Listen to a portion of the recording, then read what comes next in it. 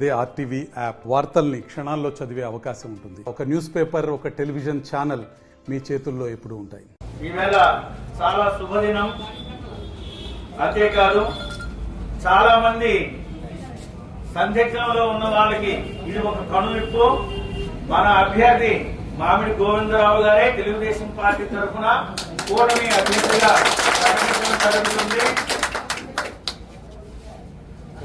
మరి ఎన్నికల నోటిఫికేషన్ విడుదల అయ్యే సందర్భం వచ్చింది కాబట్టి మనం కూడా మన అభ్యర్థి నామినేషన్ తేదీని ప్రకటించవలసి ఉన్నది.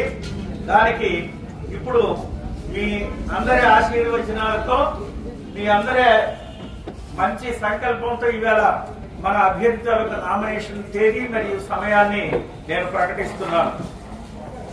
స్వస్తి శ్రీ చాంద్రమాన క్రోధినామ సంవత్సర చైత్ర శుద్ధ ఏకాదశి శుక్రవారం ఉదయం 9:30 తర్వాత మధ్యాహ్నం 12 గంటల లోపల నామినేషన్ వేయుటకు మంచిది, శుభము.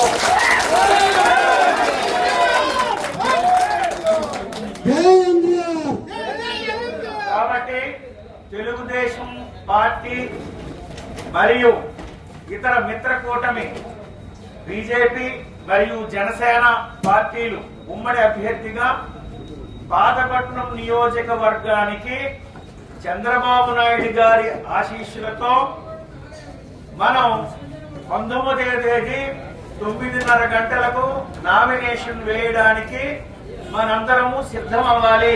అన్ని శక్తులు క్రోడీకరించి ఆవేళ జన సమీకరణతో మనం మన నామినేషన్ వేయడానికి సిద్ధంగా ఉండాలి.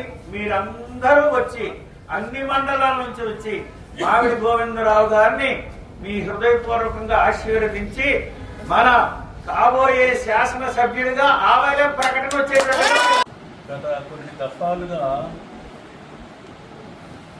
స్థానికేతరులైనటువంటి వాళ్ళ చేతిలో పడిపోయింది. అట్లాంటి వాళ్ళలో ఒక విజయరామరాజు గారు తప్ప మిగిలిన వాళ్ళు తాలూకా పనితనం శూన్యం, ఏం లేదు. అలాగే ఆంధ్రప్రదేశ్ రాష్ట్రంలో ప్రజలందరూ కూడా మూకుమ్మడిగా అత్యధిక సీట్లు 150 సీట్లు ఇచ్చి వైసీపీని గెలిపించారు.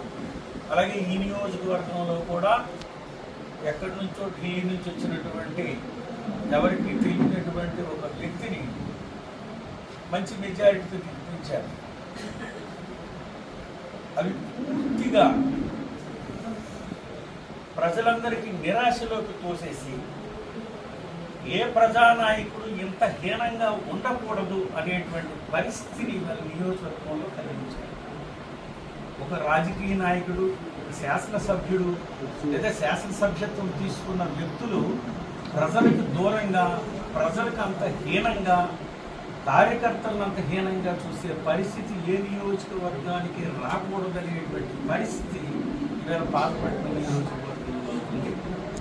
మరి మేమందరం కూడా గతంలో వైసీపీ జెండా మోసి గెలిపించినటువంటి వ్యక్తులమే. దానికి కారణం ఖచ్చితో చేశాం. ఎవరు వచ్చారో ఎవరు రాలేదనేటువంటి విషయం అనవసరం. కారణం ఏమిటంటే ఆవేళ వరకు కూడా వైసీపీలో గెలిపించినటువంటి అభ్యర్థి తెలుగుదేశంలోకి మారిపోవడం వల్ల ఆ కసితో ప్రజలందరూ కూడా చక్కగా పనిచేసి వైసీపీని గెలిపించారు. గెలిపించినటువంటి ఆ ఉత్సాహం కొన్ని రోజులు కూడా నిలబడలేదు. కొన్ని రోజులు దాంతో చెప్పి చూసాం, ప్రజలు చెప్పి చూశారు, నాయకులు చెప్పి చూశారు, కార్యకర్తలు చాలా బాధలు పడుతూ పెద్దవాళ్ళకి చెప్పారు. పార్టీ నుంచి ఎటువంటి సమాధానము రాలేదు, పార్టీ వాళ్ళు కూడా ఎటువంటి చర్య తీసుకోలేదు. దీని కారణంగా మేము కూడా పార్టీ పెద్దలకి అందరికీ తెలియజేసిన తరువాత వాళ్ళు ఎప్పుడైతే చేతులు ఎత్తేసారో, వాళ్ళ చేతిలో లేకపోయిందో, మేము ఒకటే నినాదం మీద గత 3 సంవత్సరాల నుంచి పోరాడుతున్నాం. స్థానిక అభ్యర్థికి ఇస్తే మేము చేస్తాము అనేటువంటి మా నినాదం. ఇప్పుడు తెలుగుదేశం పార్టీ స్థానిక అభ్యర్థి, సామాన్య కుటుంబం నుంచి వచ్చినటువంటి వ్యక్తి, ప్రజల కష్ట సుఖాలు తెలిసినటువంటి వ్యక్తి, ప్రజల కష్ట సుఖాలు భాగస్వామ్యమై ఎవరికి కష్టం వచ్చినా సరే నేనున్నానంటూ ముందు నడిచి వాళ్ళకి గొప్ప సహాయం అందిస్తున్నటువంటి వ్యక్తి మామిడి గోవిందరావు గారు ఈవేళ తెలుగుదేశం పార్టీ అభ్యర్థిగా. మరిన్ని వీడియోస్ కోసం ఛానల్ ని సబ్స్క్రైబ్ చేయండి, లేటెస్ట్ అప్డేట్స్ కోసం వాట్సాప్ ఛానల్ ని ఫాలో చేయండి అండ్ లింక్ డిస్క్రిప్షన్ లో ఉంది.